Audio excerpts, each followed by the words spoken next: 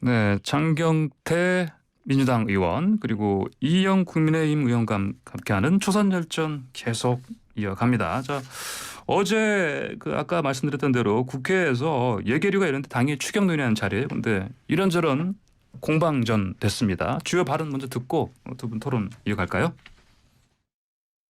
김혜경 배우자의 개인 수행 업무를 담당하는 것으로 나왔습니다. 그러나 총무과에서는 국회 소통 및 국회의전을 담당하는 것으로 등재가 되어 있는데 국회 출입 등록 사실조차 없습니다. 경기도의 월급날인 매월 20일 날 일정한 금액이 현금으로 인출이 됩니다. 150만 원씩. 월급날 150만 원을 따박따박 인출을 하는데 이 돈이 어디로 갔느냐? 19년 4월 30일은 하천대유가 첫 번째 배당이 이루어진 날입니다. 그리고 김만배의 누나는 그날 윤석열 후보의 부친의 집을 계약합니다. 한마디로 윤석열 후보가 대장동 사업의 해결사 노릇을 했고 군에 갈 때는 부동시가 됐다가 공무원으로 임용될 때 2번 검사 시절은 이걸로 추정됐을 때는 정상이고 다시 청문회 때 요구한 자료가 되니까 부동시가 된 겁니다. 네, 차례로요. 유상범 국민의힘 의원 얘기 듣고 그 이후에 박수영 국민의힘 의원, 그 다음에는 신정훈 민주당 의원, 그리고 김병주 민주당 의원의 얘기를 들었습니다. 자, 이에 관련해서 먼저 이번에는 장경태 의원 말씀하셔야 되죠? 윤석열 후보 병역이 좀 이상한 부분이 있지 않습니까? 부동시요? 이 군에 갈 땐 부동시 됐다가 부동시 일단 설명해 주세요. 이게 청취자분들 특히 여성분들 잘 모르시는 분들 많아요. 네네. 네. 양쪽 시력의 차이가 이제 너무 극명하게 차이가 나면 네네. 군 면제가 되긴 하는데요. 네. 사실 이 부동시라고 해서 군 면제를 받으셨는데 검사 시절에는 0.2, 0.3 정도로 거의 사실 차이가 없거든요. 이 정도는. 네. 네. 그리고 나서 또 청문회 때 자료를 요구했더니 다시 부동시가 된 겁니다. 이 부분에 대해서 병역 면제는 정말 돌이킬 수 없는 만약 문제가 있다면 최대 큰 하자이기 때문에 네. 거기에 대해서는 윤석열 후보께서 좀 해명을 분명히 하셔야 될 것 같고요. 이 항상 지금 대장동 화천대유 이야기 하시는데 법인카드보다 더 지금 중요한 게 김만배 카드 아니겠습니까? 윤석열은 내 카드면 죽는다라고 했던 정영학 회계사의 녹취록. 그 카드요. 예. 네, 많은 예. 카드가 나오고 있는데요.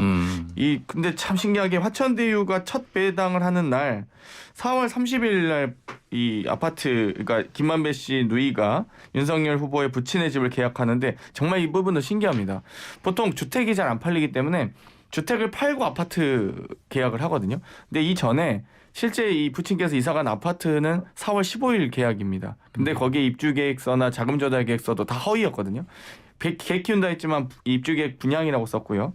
또 자금조달 계획도 7억 대출한다고 했는데 12억 대출받아. 아무튼 제가 그건 공개했습니다. 어찌되었건 이 배당하는 과정에서 윤석열 후보의 부친은 19억의 주택을 판매하고요. 곽상도 의원 아들은 50억을 받고요. 박영수 특검 딸은 또 11억을 받은 의혹 등이 있습니다. 과연 왜 이렇게 윤석열 후보의 이 근처에는 왜 이렇게 화천대유로부터 돈 받으신 분들이 많은지. 민주당 의원이 1억만 받았어도 지금 난리 났을걸요? 아니 한 5천만 원만 받았어도 난리 났을 겁니다. 여기 억 단위가 단가가 달라가지고. 그러니까 저는 이 부분에 대해서 해명해 주셨으면 좋겠습니다. 네. 네. 저는 의원님. 네. 장경태 의원님이랑 이렇게 있어 보면 항상 과거에 있었던 모든 것들까지 종합 선물 세트를 가끔 정리해 주실 때가 있어가지고. 예. 네. 서머리 해주신다고요? 네. 네네. 그런데 이제 부동시로 제가 돌아오면요. 네, 부동시. 예. 보통 대선 후보들이 선거철만 되시면 버스를 탄다거나 전철을 네. 타잖아요. 근데 윤석열 후보께서 너무 노선을 잘 아시는 거예요. 그래서 선대에서 정말이에요? 네, 깜짝 놀란 이유가 뭐냐면 네. 부동시 때문에 운전을 안 하세요. 아예 운전을 안 하셔서 예. 마지막에 좀 뒷부분에 좀 영전하셨지 대부분을. 아니, 잠깐만요. 윤석열 후보께서 부동시 때문에 안 한다고 얘기를 하셨어요? 저희 운전을? 네네. 전 비서실장님한테 들었고요. 그래요? 예. 면허증을 안 갖고 있다라는 얘기도 제가 들었어요. 장롱 면허가 아니라 아예 면허가 없다? 네. 그래서 실제로 맨 마지막에 관용차 나오는 곳까지 영전하시기 전까지 계속 대중교통을 이용하실 수밖에 없어요. 그래요? 그래서 실제로 딱 유세를 나갔는데 너무 잘하셔가지고 선대위에서 깜짝 놀라서 아니 어떻게 이렇게 잘하시냐고 했는데 예. 나는 운전을 아예 안 하고 난 계속 대중교통을 이용했고 관용차를 타기 시작한 거는 몇 년 안 됐었고 그래서 이 부동시에 대한 부분은 저희는 뭐 이런 일이 터지기 전부터 네. 그렇게 내부적으로 알고 있었던 거고요. 그렇습니까? 그다음에 예. 지금 이 유상범 의원님이 제시한 부분은 정확히 데이터에 대한 얘기를 하셨어요. 국회 출입 등록 사실조차 없다. 예. 그럼 있으면 제시하시면 되고요. 박수영 의원이 얘기하신 부분에 대해서 돈이 어디로 갔느냐. 그랬을 때 여기로 갔다. 라고 딱 말씀해 주시면 만약에 사과할 일이 있다면 박수영 의원님은 사과하셔야 되는 거죠. 그러니까 지금 유상범 의원이랑 박수영 의원이 물은 부분에 대해서는 충분히 데이터로 그냥 오래 걸릴 일이 아닙니다. 사실은 이렇습니다라고 얘기하시면 되는 거예요. 예. 그런데 신정훈 의원님이나 김병주 의원님께서 제시하신 부분은 그러니까 지금 이 화천대유 건으로 붙인 집계약은 이게 달을 넘긴 문제거든요. 네. 그랬더라, 이랬더라, 저랬더라. 그래서 의심이 가더라. 그리고 이 부동시도 이랬더라, 저랬더라, 그랬더라.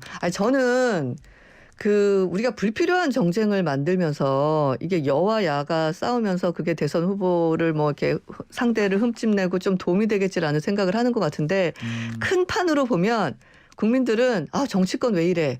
라고 등을 돌리게 만들거든요. 소탐대실이라고 봅니다. 그래서 의혹이 있으면 저는 의혹만을 얘기하는 것이 아니라 정확히 얘기하고 빨리 진압하시려면 그것에 대한 데이터를 내놓으시면 될 것 같아요. 예. 이번에 김혜경 씨 의혹 관련해서도 상당 부분은 그렇지 않더라. 딱 얘기하면 되고요.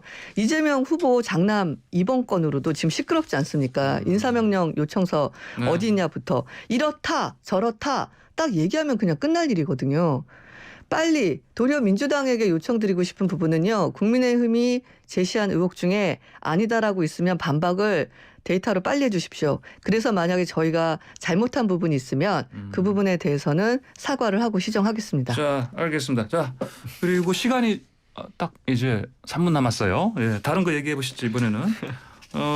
어제 추경 때문에 모인 거긴 한데 어쨌든 추경 자체 증액 부분은 사실 여야가 뭐 합의를 거의 이룬 걸로 봤죠. 보면 되겠죠? 네. 그렇죠? 장 의원님 맞죠? 네, 그렇습니다. 알겠습니다. 뭐 어쨌든 홍남기 부총리가 안 돼 그랬는데 뭐 이건 어쨌든 정부에서 조정을 하겠죠? 너무 자주 보던 예. 광경이라. 예, 알겠습니다. 자, 네. 그리고 좀 코로나 확진 상황이요. 오미크론 때문에 뭐 이달 말에 뭐 17만 명까지 간다 이런 얘기 나오는 상황이라서 그러면 투표를 어떻게 할 것인가? 이거 민주당 쪽에서는 사전 투표일 이게 지금 이틀 잡혀 있잖아요. 다음 달 네. 4일 5일이죠. 4일 5일. 더 늘려야 한다? 그런 입장인가요? 아무래도 지금 이 사전 투표소 또한 예. 많은 분들이 몰릴 것으로 예상이 됩니다. 뭐 예. 당일 투표 날도 많이 투표하시지만 최대한 어찌됐건 투표하시고 하자 하는 국민들의 이 권리를 보장하고 그런 예. 여건들을 조성해 주는 게 또 정치권의 역할이라고 보는데요. 예. 지금 어찌됐건 사전 투표 이틀 투표 날이 이제 하루이기 때문에 많은 투표자 수가 몰릴 경우에 투표율이 떨어진다든지 투표하고자 하는 권리가 제한받을 수 있기 때문에 저는 이 정식 투표일을 못 늘릴 테니까 사전 투표일이라도 좀 늘려서 이 많은 분들이 밀집해서 투표하시는 현상을 좀 줄였으면 좋겠습니다. 예. 그리고 아니 충분히 검토할 수 있는 지금 상황입니다. 네네. 근데 전 행안위에 있기 때문에 이게 하루 늘리는 것이 그냥 정치적으로 그러니까 필요에 의해서 바로 결정할 수 있는 문제인지는 좀 신중해야 될 것 같고요. 네. 왜냐하면 재외동포들 우편 투표 네. 늘리자라고 해서 예. 뭐 이게 탁 테이블에서 얘기할 때는 당연히 늘려야 되지 않습니까? 근데 실제로 한 20몇 개국에 대해서 시범 사업처럼 한번 테스트를 해봤는데요. 네. 도달률이 절반에도 훨씬 못 미쳤습니다. 그래서 그래요? 결국은 이런 준비 상태로는 확대가 불가능하다 해서 이번에는 못 하거든요. 네네. 그런 것처럼 지금처럼 이렇게 오미크론이 확산되고 있을 때는 이 과밀한 부분에 대해서 분산해야 된다라는 것은 합리적인데 예. 그것을 지금 바로 날짜를 늘리는 걸로 이 모든 준비 상황이 바로 확대될 수 있는지는 한번 체크를 해봐야 될 것 같고요. 다만 이런 것을 진지하게 논의로 올려서 빨리 대안을 찾아야 된다라는 것에 대해서는 동의하고 있습니다. 예, 알겠습니다. 자, 두 분 오늘 일정 어떻게 되세요? 오늘 지금 토론 끝나고. 저는 네. 이제 후보님 모시고 네. 저기 과학기술 공약 발표하는 행사. 아 오늘 과학기술 공약. 네네네. 아 그렇군요. 우리 뭐 저는 정 뭐 의원님은 네. 여러 원내대책 회의부터 시작해서 뭐 여러 회의와 또 예, 예. 일정들이 많습니다. 네. 그렇군요. 오늘 바쁜 하루 보내실 두 분과 함께한 오늘의 조선열전 여기서 마무리하겠습니다. 두 분 말씀 잘 들었습니다. 감사합니다. 네, 감사합니다. 감사합니다.